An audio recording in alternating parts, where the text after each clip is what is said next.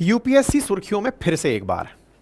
इस बार का बड़ा कारण पूजा खेदकर, अभिषेक सिंह या फिर यूपीएससी की अनियमितताएं और भ्रष्टाचार के उठे सवाल नहीं, अपितु यूपीएससी के अध्यक्ष का इस्तीफा है। और क्या ये इस्तीफा इन सभी घटनाओं के कारण है? ये तो डिस्कशन का वर्तमान में सवाल बना हुआ है। और ये सवाल उस समय पर जब यूपीएससी चेयरमैन अपने पद से अपना कार्यकाल पूरा होने के 5 साल पहले ही इस्तीफा दे देते हैं, तो ये फिर से इस बात को बल देता हुआ दिखता है कि क्या यूपीएससी ने अपनी गलती स्वीकार कर ली है क्या? क्योंकि कहते हैं कि जिम्मेदार अपने पद से इस्तीफा दे देते हैं। तो जिम्मेदार अपने पद से इस्तीफा देते हैं तो क्या यूपीएससी चेयरमैन ने अपनी जिम्मेदारी मान ली है क्या? और अगर इनने मान ली है तो नीट की परीक्षा आयोजित कराने वाले एनटीए का क्या, जिसमें प्रदीप कुमार जोशी जी एनटीए चेयरमैन हैं और वो चेयरमैन साहब जो कि पहले यूपीएससी के चेयरमैन रह चुके हैं, उनके पद का क्या? वो कब इस्तीफा देंगे? ये सवाल उठ रहे हैं। तो कुल मिलाकर भारत में बड़ा सवाल है कि जो देश की प्रतिष्ठित परीक्षाओं को आयोजित कराने वाली एजेंसीज हैं, वो एजेंसीज की साख इस समय संकट में है। और इनकी साख अगर संकट में है तो फिर बड़ा सवाल यह बनता है कि इनकी साख के साथ विद्यार्थियों के भविष्य का क्या हो। जब यूपीएससी चेयरमैन पद से इस्तीफा दे रहे हों, आए दिन इतने सारे मामले पेपर लीक के, पेपर की विश्वसनीयता के उठ रहे हों, तो फिर छात्रों का भविष्य कैसे सुरक्षित होगा? इसी को लेकर के आज का यह सेशन है। साथियों, जैसा कि आप सभी जानते हैं कि यूपीएससी में फर्जी दिव्यांगता सर्टिफिकेट, ईश्वर ने कुछ लोगों को कुछ चीज़ों से वंचित रखा, उन्हें भारत के संविधान ने या फिर भारत के कानून निर्माताओं ने अपनी तरफ से सुविधा देकर उन्हें भी मेन स्ट्रीम में लाने के लिए आरक्षण का प्रावधान रखा। लेकिन कुछ लोग जो समाज में समानता के इस अधिकार को भी छीनते दिखे, उनमें से कुछ ऐसे लोग जिन्होंने अपने लिए फर्जी दिव्यांगता सर्टिफिकेट बनवाए, इनके चलते यूपीएससी का साख काफ़ी ज़्यादा सुर्खियों में रहा। कहा गया कि आईएएस परीक्षा के अंदर धांधली होती है तभी संभव है कि जिस महिला के पास 7% ही दिव्यांगता थी, वो 40% तक की दिव्यांगता का सर्टिफिकेट ले गई। वहीं एक और पूर्व आईएएस अधिकारी और ना जाने कितने आईएएस अधिकारियों की फहरिस्त निकलकर आने लगी, जिसमें चर्चा हुई कि ये लोग या तो अपने ओबीसी के सर्टिफिकेट में, या फिर ये ईडब्ल्यूएस रिजर्वेशन के सर्टिफिकेट में, या फिर ये दिव्यांगता के सर्टिफिकेट में कुछ घालमेल करके पद तक पहुंचे हैं।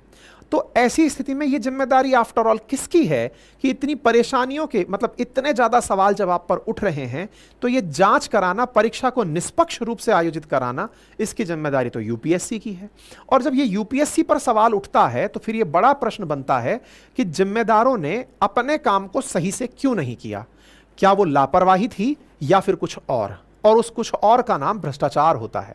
कहीं ऐसा तो नहीं कि ऐसे संस्थान जो इन परीक्षाओं को आयोजित करा रहे हैं, इनके अपने कुछ निहित स्वार्थ थे, या फिर अपनों को ही पद पर बैठाने की इनकी लालसा थी?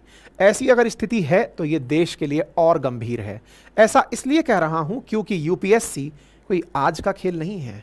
यूपीएससी ब्रिटिशर्स के द्वारा भारत पर लाई गई वो शासन व्यवस्था है, या कहिए कि यूपीएससी के द्वारा होने वाली परीक्षा से निकले आईएएस अधिकारी वो शासकीय अधिकारी हैं जिन्होंने देश में प्रशासन की पूरी नींव को पकड़ कर रखा हुआ है।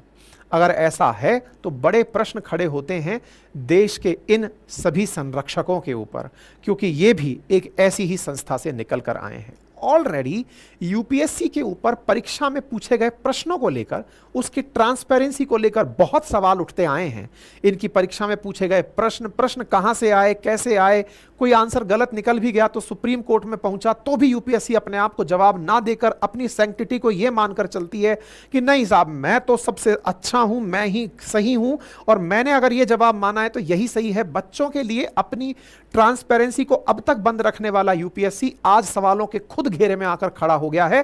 क्यों? क्योंकि इतने सारे मुद्दे निकल कर आए हैं कि क्या यूपीएससी में सब कुछ ब्लाइंड चल रहा है।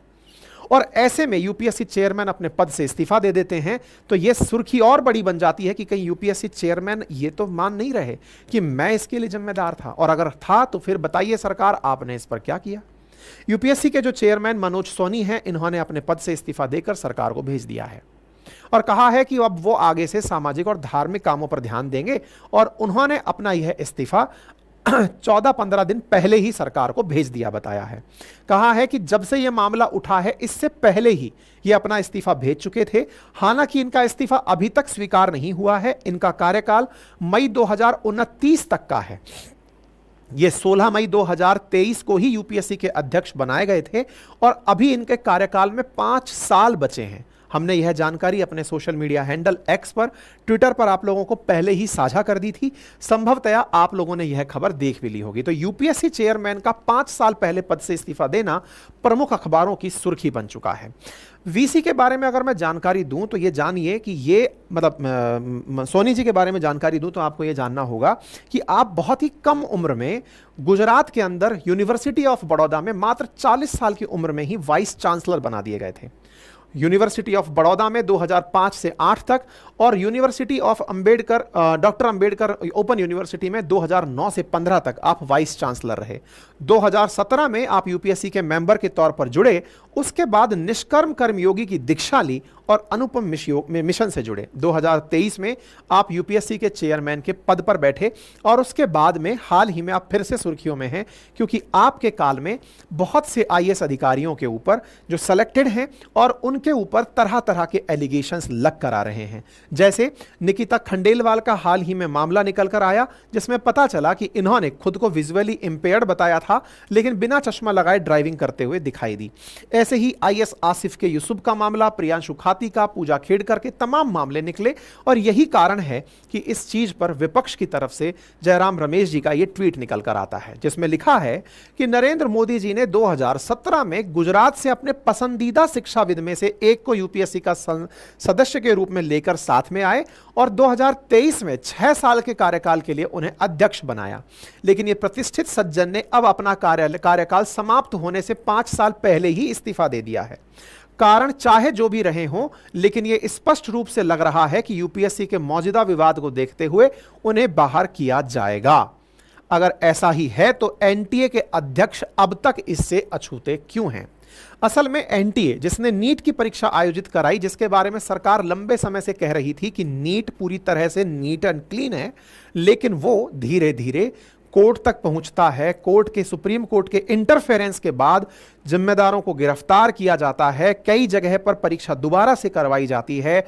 बहुत सारी जगह पर रिजल्ट सेंटर वाइज निकालने की बात आती है। तो इसका मतलब यह है कि एनटीए हो या यूपीएससी हो, इनके सवाल घेरे में आ चुके हैं। बाय द वे, कंटेंट के हिसाब से मैं यूपीएससी की अगर आपको बात बताऊं तो यह भारत की संवैधानिक संस्था है जो कि भाग 14 के अंतर्गत आर्टिकल 315 से 323 के अंदर विस्तृत व्याख्या है, जिसके तहत संघ लोक सेवा आयोग और राज्य लोक सेवा आयोग का गठन किया जाता है।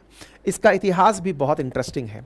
साथियों, कहते हैं कि 1854 में, एक तरह से ऐसे समझिए कि ब्रिटिशर्स अपने ऐसे पढ़े लिखे लोगों को ढूंढते थे कि जिनसे कि वो शासन लोगों के ऊपर करा सकें, और शासन कराने के लिए उनको एक परीक्षा लेवानी होती थी कि पहले कुछ लोगों को ढूंढो जिससे कि वो अपने एडमिनिस्ट्रेशन को जहां जहां उनके राज चलते हैं वहां पर करवा पाएं। इसी के लिए वो लंदन में एक सिविल सेवा परीक्षा आयोजित कराते थे जहां पर कुछ टैलेंटेड लोगों को सेलेक्ट किया जाता था, तरीके से उनको पढ़ा जाता था, ट्रेनिंग दी जाती थी कि अब आप जाओ और ऐसे करके इंडिया पर जाकर के हमारे आदेश की पालना में कार्य करो। ठीक है।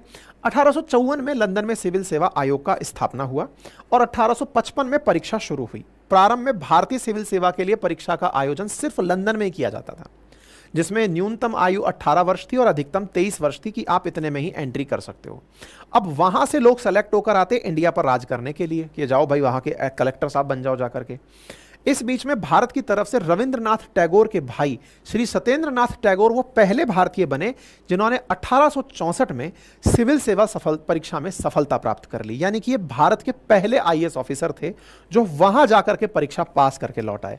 इनके पीछे पीछे अगले 3 वर्षों में 4 और भारतीय भी ऐसे थे जो सफलता प्राप्त कर गए वहां जाकर के कि चलो भाई हम भी अब इस तरह से निकल कर आएंगे। अगले 50 वर्ष में भारतीयों ने साथ साथ में परीक्षाएं आयोजित करवा करवाने के लिए निवेदन किया कि साहब अगर आपको परीक्षा आयोजित करवानी ही है तो फिर इंडिया में भी करवाइए, लेकिन इस मामले में किसी प्रकार की सफलता नहीं मिली। 1923 में ब्रिटिश सरकार ने भारत में एक उच्च सेवाओं के लिए, सिविल सेवाओं के लिए रॉयल कमीशन की स्थापना की, जिसको ली कमीशन के नाम से भी जाना जाता है।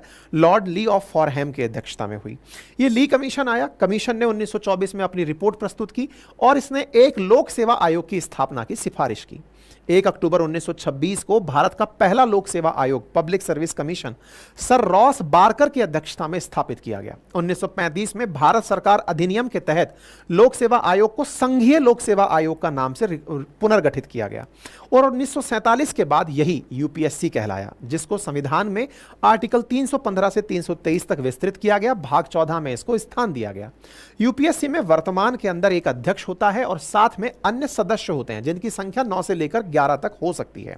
इनकी योग्यता को लेकर कोई विशेष क्राइटेरिया निर्धारित नहीं है, लेकिन बस यह है कि इनमें से आधे सदस्य ऐसे होने चाहिए जिन्होंने भारत सरकार या किसी राज्य सरकार के अधीन कम से कम 10 साल तक कोई पद संभाला हो। आयोग के कम से कम आधे सदस्य सिविल सेवक हैं, जिनके पास केंद्र या राज्य सेवा में कम से कम 10 साल का अनुभव है। राज्य मतलब यूपीएससी के साथ साथ एक सेक्रेटरीट भी होता है जो कि इनकी मदद करता है, और उस सेक्रेटरीट के अंदर एक सचिव होता है और उसके साथ साथ 2 अतिरिक्त सचिव और कई संयुक्त सचिव होकर के इस यूपीएससी चलती है। यूपीएससी के प्रमुख कार्यों में साक्षात्कार द्वारा चयन से सीधी भर्ती करना, परीक्षाओं का आयोजन कराना, प्रोन्नति, डेपुटेशन या फिर आमेलन, इस तरह से अधिकारियों की नियुक्ति करना और विभिन्न सेवाएं और पद जो हैं उनके लिए भर्ती आयोजित कराना। ये सारे कार्य सिविल सेवाओं से संबंधित जो अनुशासनात्मक मामले हैं, जैसे पूजा खेदकर का मामला, उन विषयों पर भी ये अपने द्वारा फैसले लेती है। पूजा खेदकर के मामले में, जिसमें हमने पहले भी आपको बताया था, उसी के अनुशासनात्मक मामले में, जिनके बारे में बताया था कि ये अपनी गाड़ी पर लाल बत्ती के लिए जानी गई थी, सीनियर से उस तरह से जानी गई थी, फिर बदतमीजी के चलते बाद में फिर इनके फर्जी सर्टिफिकेट्स, फिर बाद में पता चल रहा है कि गलत अटेम्प्ट्स, गलत उम्र, गलत विकलांगता सर्टिफिकेट, तमाम चीज़ों के कारण जो काफ़ी समय से सुर्खियों में बनी हुई हैं, उस पर यूपीएससी ने अपनी तरफ से संज्ञान ले लिया है और 23 जुलाई को एलबीएस अकेडमी, जो कि लब्सना अकेडमी है, वहां पर इन्हें रिपोर्ट करने के लिए कहा है और कहा है कि आप वहीं रुकें, और इससे पहले इनके खिलाफ केस भी दर्ज करा दिया गया है। यूपीएससी के द्वारा इनके ऊपर क्रिमिनल केस दर्ज कराया गया है और साथ में कारण पूछा गया है कि आपको हम पद से क्यों ना हटाएं। एक तरह से यूपीएससी ने अनुशासनात्मक कार्यवाही करते हुए इन्हें भविष्य में परीक्षाओं में ना शामिल होने के लिए और इनकी उम्मीदवारी को रद्द करने के लिए शो कॉज नोटिस दिया है। मतलब यूपीएससी अपनी जांच के बाद और इनके जवाब के बाद संभवतया इनको पद से पूरी तरह आउट कर ही देगा। इस तरह के अनुशासनात्मक कार्यवाही के लिए यूपीएससी जाना जाता है। अब ऐसी स्थिति में यूपीएससी चेयरमैन अपने पद से इस्तीफा दे देते हैं तो यह जानकारी सुनने के बाद तो ऐसा लगता है कि जिम्मेदारी के तहत आपने लिया है, लेकिन यह जिम्मेदारी का सॉल्यूशन क्या हुआ और आप ही की तरह उनका क्या हुआ जो कि एनटीए के चेयरमैन बने हुए हैं, क्योंकि एनटीए भी सवालों के घेरे में चल रही है। क्योंकि नीट 2024 पर लोग लगातार यही जानकारी मांग रहे हैं कि ये स्कैम है, क्योंकि इस स्कैम के चलते बहुत सारे बच्चों को, जैसे एक ही रैंक पर 67 विद्यार्थियों को टॉपर बनाना, ऑड नंबर्स का आ जाना और ऐसी तमाम चीजें कि परीक्षा का पेपर लीक होना और उसके बावजूद भी रिजल्ट का दे दिया जाना, इन सभी चीजों पर सुप्रीम कोर्ट पहले भी अपनी तरफ से जानकारी दे चुका है और सुप्रीम कोर्ट के आदेश हैं कि सुप्रीम कोर्ट ने एनटीए से कहा